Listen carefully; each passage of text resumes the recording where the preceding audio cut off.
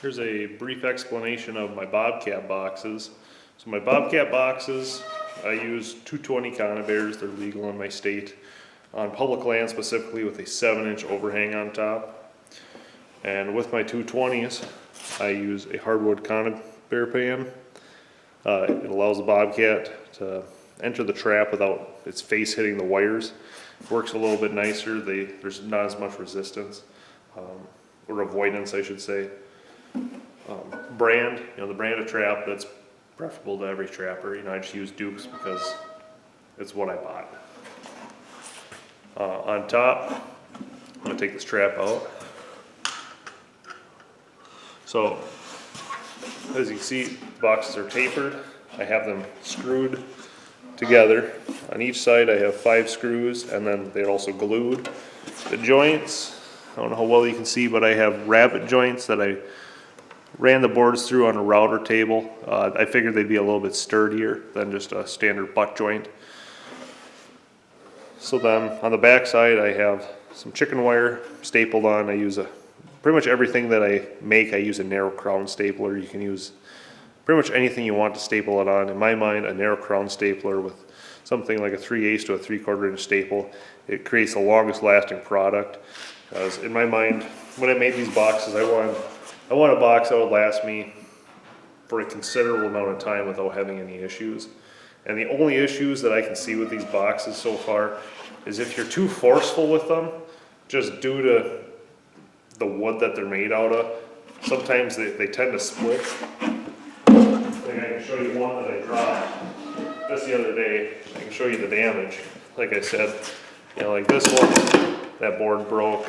This side, you can see where the screws got a lot of stress on them, and it split the board. Same thing on this side. Like I said, that's what happens when they get a lot of stress. The other thought, if you're too forceful on them, when you throw them on top of each other, as you're pushing down, it's going to cause expansion on the box that you're pushing it into. So you have to be mildly careful with that. I don't know if I covered, but I also have a handle cut into the overhang. I also have it routed with a cove bit, so it's rounded. That way when I'm walking in, I can put my trap, my bait, everything in there, and I can walk it in. I can carry 2 boxes at once. Heck, I can even carry 4 boxes at once, because they do stack back to back. Carrying them. The nice thing about them is, with the stacking, is you can store a lot more in a smaller area. Like I said, I can carry multiples in if I had to. Pretty rare that I'm going to put 3 traps in one spot, if ever. 2 is fairly common. The dimensions, there you go, drop the boxes. The dimensions I use, let me think, it'd be a 1x12. 1x12, I buy 8-foot boards. So the short side, 20 inches long from end to end. So it's a 1x12, so I believe that would be 11 1/4 on the wide side. We'll measure that. Yeah, 11 1/4, and then on the short side I have the board cut at about 5 5/8, approximately 5 3/4, 5 5/8. That taper, that's just a taper that I thought was good. You can adjust the taper however you want. I thought that it was a very, very efficient taper that allowed them to stack nicely, and it didn't narrow the box down too much to where you'd get a lot more avoidance. Because the cat doesn't want to go into a cone, but this is essentially a cone with a cut-off end. So it's, like I said, it's kind of that happy medium between too much taper, not enough taper. You could have had the box end a little further up, but in my mind, that was a happy medium between depth, trap positioning, tapers. In my mind, this is just the happy medium. And then I typically, with my bait, I use wax paper to hold my bait. That way it doesn't freeze down the box. That way when I'm pulling my traps, I can pull that bait right out and they'll stack with each other. I forgot to also mention with the 7-inch overhang, the top board, 27 inches. that sums it up as best as I can. If you have any questions, feel free to join the Discord or send me a message.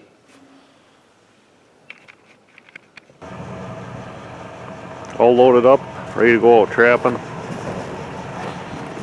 I got some 330s here for setting some otter sets or beaver sets. That's not what I'm setting for, ideally. It's just in case I come across something, it's easy pickings. I got my bobcat boxes, I got my weasel boxes. Right here I got some 220s for the bobcat boxes. Got my cable extensions, trap setters, axe, bucket of lure. I have all my boxes pre-baited. I got my flagging inside the boxes. That way it's ready to go. Grab a box and go, quick and easy. I got a gas can right there, I have a chainsaw over there. I got more weasel boxes. Right there I got a bag full of birch bark and a self-igniting propane hand torch. That way if I have to start a fire, it's very easy to start a fire.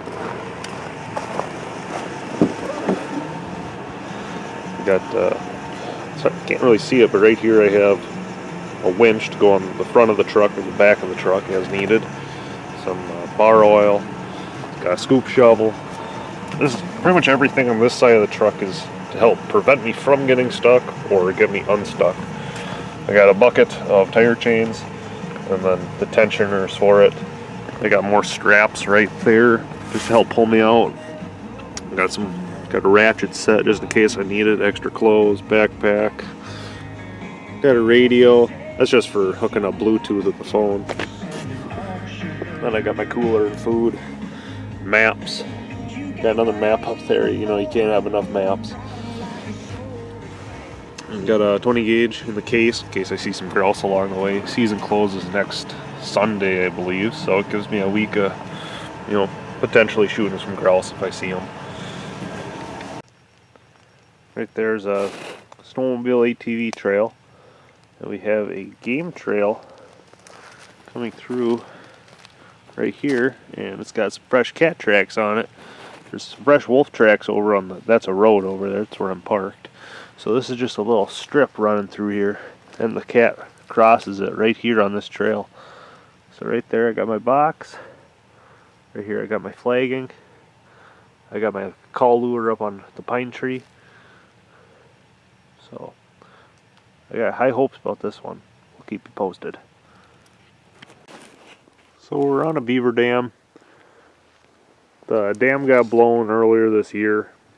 Not sure the reason. I'm assuming just due to potential flooding of the road. And on this dam, there's some bobcat tracks coming along.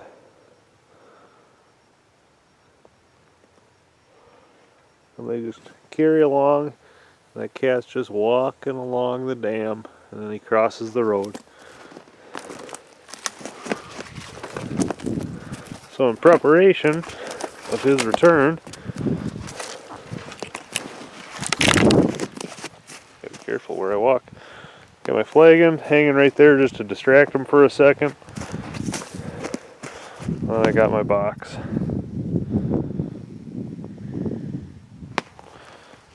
Got it slightly covered, just to kind of cover it up from the road, otherwise it stands out pretty good.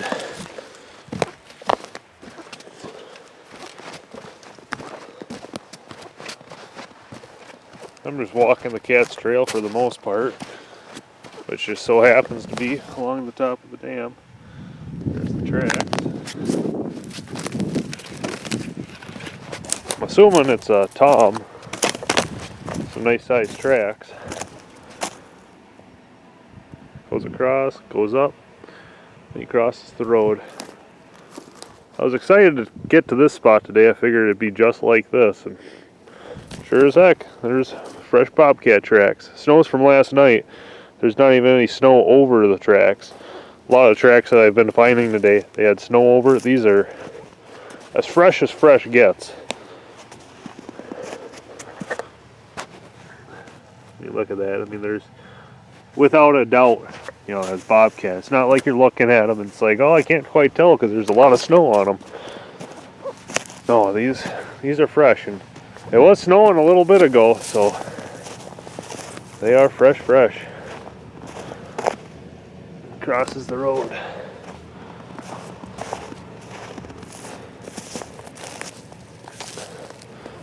I'll probably put one over here for him on his return.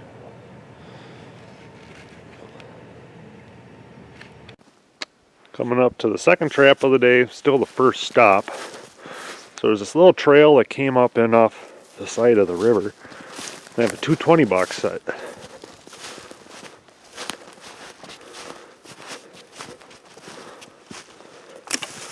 Looks like I caught a fisher. I'll show you a little bit of the location. So we got this river here. Goes along, there's a beaver dam up there. Right here there's a ridge. I have a trap further down on that ridge. But then right here we have some pools of water. They're frozen. But there's this little trail that comes right along here out onto the river. And if we look out on the river, we'll be able to see a bunch of tracks. Looks like turkey tracks for the most part, but I believe that's an otter slide over there running along.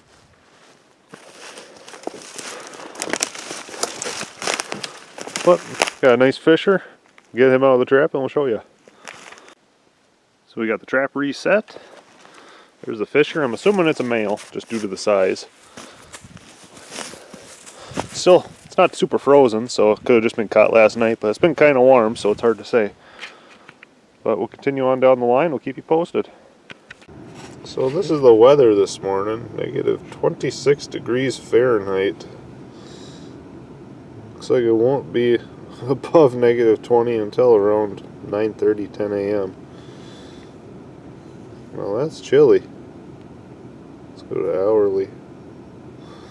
Yeah. Oh, low of negative 26. High of 0. Yeah, it's a little bit chilly today. Well, hopefully the cats are moving. Let's look at the daily. The daily, it's going to warm up a little bit for a few days. It's going to cool right back down to negative 23.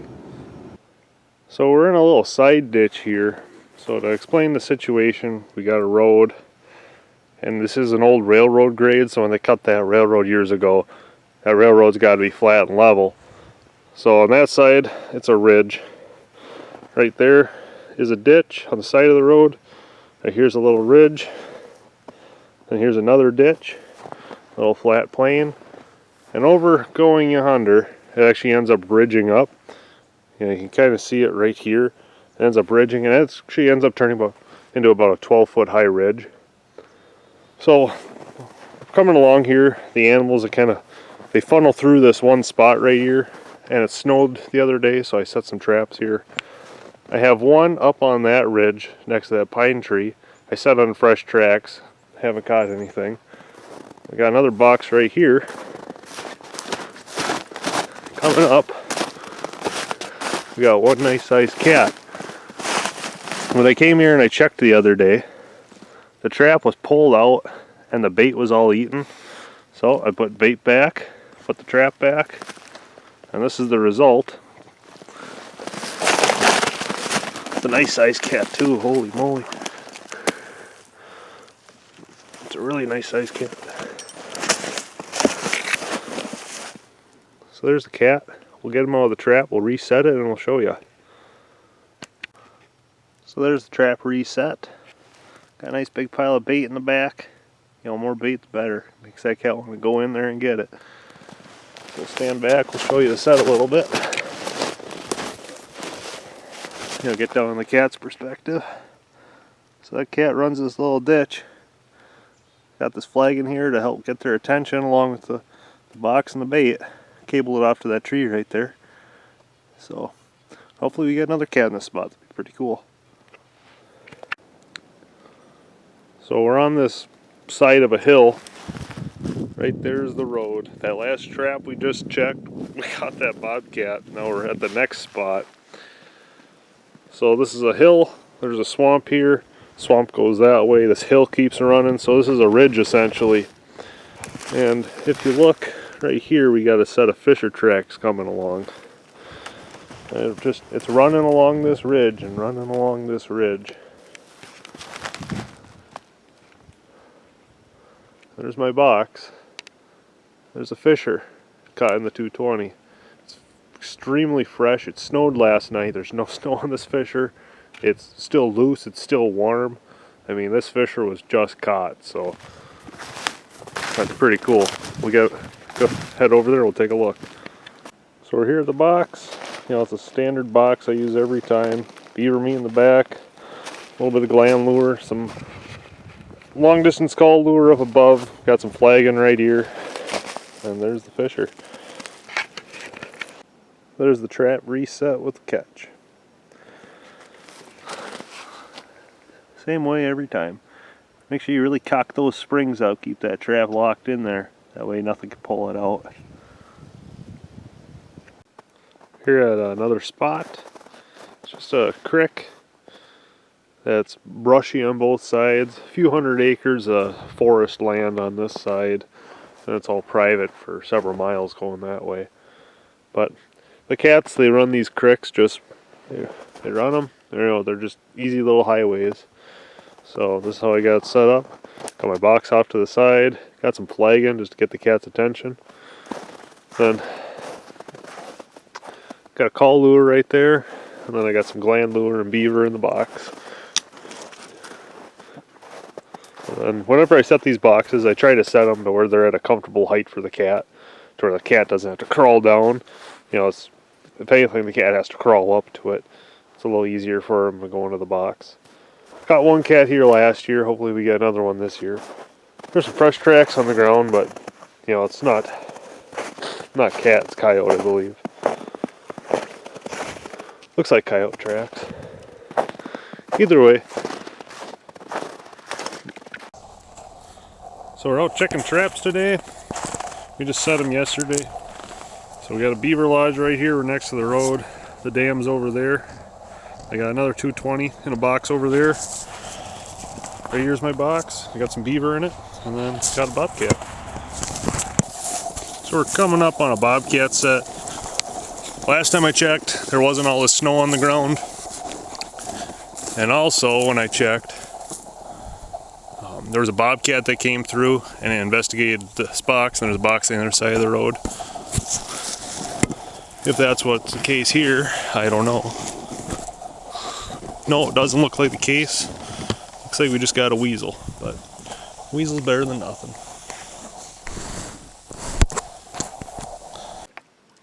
We're down here on this creek bottom. I suppose we're not in the creek bottom. We're up on the sides of the creek, and way up there is the road. Very steep hill. Basically need some skis to get down here. It's so steep. But we got a box right here. It's the standard setup that we have pretty much every single box. You know, we got some tinsel right here. This time we got a pheasant wing attached with it too. I did that with every one of the pieces of tinsel I had. If you see it in a video, that's not there. It fell off. It's kind of hard to attach it when it's frozen. But trap's not in the box. That's one of the nice things about this, is I set the box to where I could stand right at the truck, look down, see if the trap is in the box, and well, saw it wasn't there. And I got the cable coming over, and right there you can see a form in the snow, and it sure seems like a positive form. Pull it up and out, and we got ourselves a bobcat. Second cat of the season. It's been pretty slow so far. I'm hoping I got another one today, but I'll take this one. We got one more check after today. We just got the squirrel in the last trap, actually. This is the sets right after that squirrel that we just caught. Got a weasel box right there. Have to walk down here for that, but nothing in the weasel box. We got a trap on the other side of the road. I'll go up on the road and I'll show you how we got that set up. So I said I'd show this box on the other side of the road where we caught that cat. So we're standing right here on the edge of a beaver dam. Way over there is the beaver lodge. As you can see, it's quite a tall dam, so in theory the cat's going to be walking the edge of this dam, you know, to get over to those woods, get over to these woods. Maybe the cat has a trail it knows of to get up here. When I set these traps, there's actually cat tracks coming down this hill right here, pretty much right to where this box is. But yeah, so that's that box, and we'll continue on down the line, see what else we got. We're here at a creek crossing on a road. Got two culverts there. This creek is a very wide creek. I don't quite know how to explain it. I think it's just because it goes through a slough right here. But this is the main flow. It's narrow here, but the water is all throughout here. But right here is the creek in of itself. I have a bobcat box right there, nothing in it. But right here I got a weasel box. And inside I got myself a weasel. I took most of my weasel boxes out just to get them out because I don't have room in the truck for weasel boxes and bobcat boxes. So I pulled most of my weasel boxes. I still have some out, but there's one weasel. Yeah, we'll reset this one and continue right on down the line. So we're here at a bobcat box down here in a creek bottom. It's pretty low throughout here. It's a bunch of alder, tag alder. It's actually quite a large swath that runs for quite a while. The bobcats like to come down here and run through. I catch some weasels down here too. But as you can see, I got a box there. I got my trap right there. I gotta be careful as I'm coming to this box so I don't fall through the ice. The water level went down after the ice formed.